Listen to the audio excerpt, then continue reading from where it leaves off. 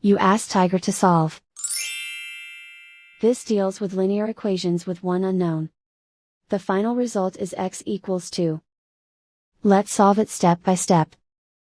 Group all constants on the right side of the equation. Add 2 to both sides.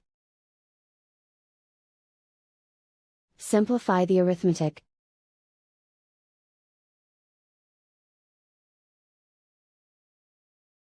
Isolate the x. Divide both sides by -4. Cancel out the negatives.